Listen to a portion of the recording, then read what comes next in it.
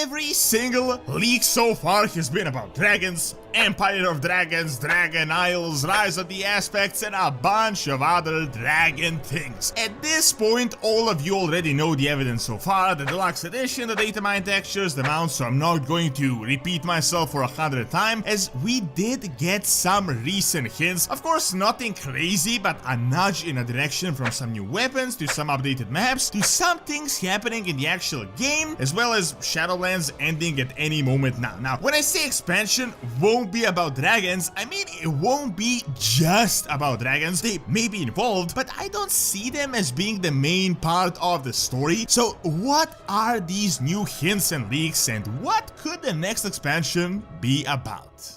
If you want a mobile game that has pretty much everything you need, look no further than Raid Shadow Legends, which you can get with my link or the QR code right on the screen. It really has everything from a bunch of different modes, from PvP to PvE to well-developed lore, and what I like the most about it is the insane number of characters you can collect and the endless combinations of teams you can build with them. One of the coolest parts of Raid is the Doom Tower, basically a giant prison filled with a lot of bad guys that could not be defeated by the Arbiter, and as the tower is starting to fail now, you are the one that will need to keep these villains in check so that they don't break free. It has never been a better time to start, and if you use my link in the description or the QR code, all new players will get a free starter pack worth almost $30, a free champion Tyrell, 200k silver, 1 XP boost, 1 energy refill, and 1 ancient shard. The rewards will be right here for the next 30 days only. See you in game. At the moment, the most popular leak has been the Empire of Dragons, and honestly, I just didn't want to make a video on this because I just think it is so stupid. First of all, the name is just ridiculous. Empire, really? You know, an empire, you need an emperor to actually rule the empire, so who is going to be this dragon emperor? Dragons never had an empire, they were just protectors of Azeroth, raised to power by the Titan Keepers, and even that power wasn't anything out of the ordinary or like ridiculous. It was never like the Troll or the Night Elven or even the Black Empire that ruled like the entire planet. I mean, what, did they just build an entire empire while we were out in the Shadowlands? I just don't think that is highly likely. Now, all the hints so far and the actual leaks with evidence you may have already heard. If you didn't, check out the video I made about a week ago where I covered all the actual evidence that we have. Not speculations, not my own wishes, but what we do have, like hard proof. Technically, we data mined some textures that relate to dragons. There is a pattern with storebounds in next expansions and a few other things, and this really does bring us to dragons, at least to some extent, which is what gave fuel to so many people talking about these expansion concepts and all these various leaks. However, I really don't think that is likely. I do believe a dragon expansion is possible, but not just a dragon expansion. Dragons, realistically, are really not that big of a deal on Azeroth or even in the entire Warcraft universe. They were proto-dragons that were raised to dragon aspects that were there to protect the planet, but they really didn't do all that much. Plus, like half of them were already defeated and their story is already kinda spent, like most of it was spent. The only thing we have right now is Galakrond, who may be resurrected and who could play a significant and an interesting role in the future, but I honestly doubt this will just be an expansion about dragons, just them and nothing else. The obvious reason for this is the most recent end cinematic. Blizzard is going crazy with this entire this guy was behind this guy and this guy was behind this guy. They revealed to us that the jailer did all these things to prepare for what is to come. Seeing that world-destroying Sargeras was lesser on the list, as well as the old gods, and Zobal as well, that had an entire realm for eternal torture, was also lesser. This what is to come, like this major villain, really has to just be beyond crazy. Honestly, I can't just logically connect how this is in any way going to be related to the Dragon Empire. Really, this what is to come is some random Dragon Empire on some obscure island that we don't even know where it is. I just think that is highly unlikely. However, what I do think is the case is that dragons may play a role, but the expansion won't be just about them. Similar to Ysera having a role in the Shadowlands, although I do hope that the story in the next expansion actually, leads to somewhere. It will almost certainly be about this what is to come and this new giga mega villain of the entire Warcraft universe. But what this could be, I think, can tie in with dragons and make them relevant once again. Now, this brings us to the first bit of evidence. Now, I admit this is really just just a tiny crumb, but some time ago during BFA, they updated Galakrond's fall map in Lordran. It is said that this generally doesn't mean much, but I think it can connect some dots that we have with this new big villain that is to come, and one of the ancient ones, generally considered the biggest threat to Azeroth since the Black Empire, obviously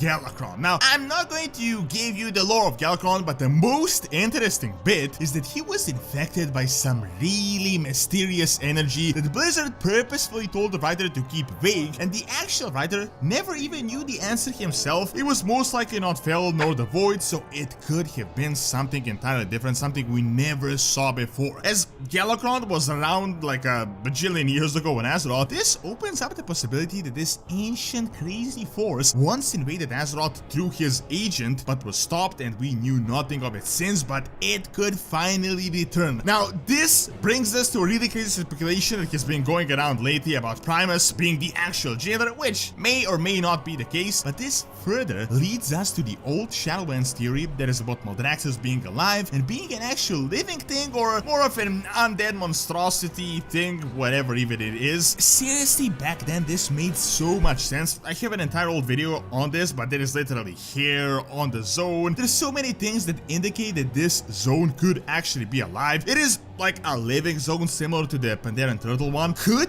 this be related to the same universe energy? Maldraxxus is, as we know, the actual origin of Undeath, but could it have created Undeath through this what is to come energy and this crazy being? And could it have seeped into Lordran and corrupted Galakrond, which turned him into the gigantic monstrosity that needed to be put down by the would-be dragon aspects? This can additionally explain why the Nerubian architecture from Lordran is similar to Maldraxxus, one which has been a plot hole since Shadowlands. There could have been an incursion thousands of years ago, back when Galakrond was alive, back when he was just a proto-dragon, possibly even having something to do with Primus if he really is a bad guy. I know I'm stretching it a bit here, but seriously, if there is something with Maldraxxus being alive and Galakrond being of the same cloth, like Maldraxxus being a gigantic Galakrond, this energy could return as Zoal messed around in Zereth Mortis and had an entire Azerite drill, which could infuse and immediately awaken Galakrond in Lordran. This would mean that as the dragon would return, and now the dragon aspects would need to reunite once again to face off against the most ancient of threats. This way, dragons would be important, but Galakrond would not be the main villain. There won't be an empire, and the actual threat would be this mysterious energy, this what is to come.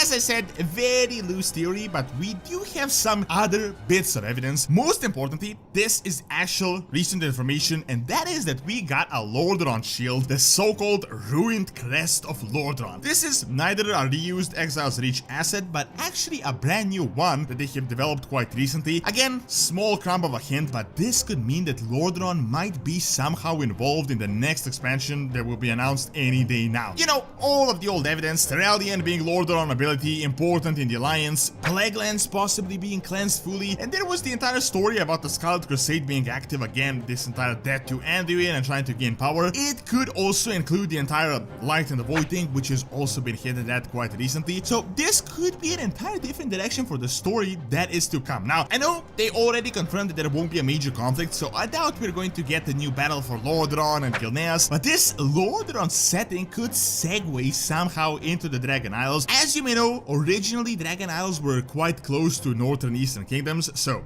this could be the actual connection between the two. Obviously, just throwing ideas here, but who knows, maybe aspects return to their place of origin in order to battle disempowered Galakrond once again. Maybe some people of Lordaeron escape to the Dragon Isles to evade the Scourge destruction and they have their like own little kingdom there, which could lead them to try and get their homeland back. As I said, just throwing ideas out there. Additionally, there is also the most recent bit of evidence from the Jailer End cinematic, and that is with Denathrius. Obviously, they hinted at something when he said you could have chosen another way, brother, which means that Denathrius, while cooperating with Zoal, has been working on his own plans, possibly even before Zoal, which led him to create the Dreadlords and just wreak havoc across like half of the universe, if not the entire universe. Dreadlords, as we know them, were confirmed as a force of death. Most recently, the raid, they even had a hint of how they infiltrated like half of the NPCs we've seen like since Cataclysm, and we know for a fact that they are not actually defeated. Denathrius' fate is still up in the air. He is inside Remornia, he is alive, and we don't like go and destroy every Dreadlord that is around. So it is almost obvious just how Zoal abandoned Denathrius. Denathrius did about the same thing, and he will more than likely continue on his ancient mission, which of course we just don't even know what it is. Maybe he really is preparing for this what is to come. Maybe he wants to join this what is to come. There may have been some speculations about him taking over the remnants of the Scourge and making a new base of operations in Lordran, or just somewhere on Azeroth, like him actually reaching the material plane. Blizzard told us that Denathrius' story isn't done, and seeing that they didn't really do much with him since Castelnatria, it is almost certain he will do something later on. So even if they go the Dragon route, the Lordaeron route, the Light versus Void route, we can be sure that the Dreadlords will have their agents within all these forces, and it is almost certain that Denathrius will continue to do something in the next expansion. Thank you for watching. Check out his Primus the actual jailer by clicking on the screen, and check out Doronsmovies Academy for videos on real world history. See you next time.